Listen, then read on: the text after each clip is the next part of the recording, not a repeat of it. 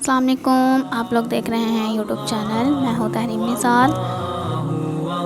جس شخص کی بیوی نافرمان ہو تو سوتے وقت یہ وظیفہ 100 مرتبہ پڑھے، بیوی کے دل میں محبت پیدا ہوگی۔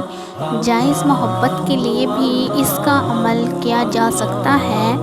کسی بد خصلت شخص کو اس کی بری عادت سے روکنے کے لیے اس اسم کا ورد کر کے 7 دن تک اسے دم شدہ پانی پلایا جائے، انشاءاللہ تعالی بری عادت ختم ہو جائے گی۔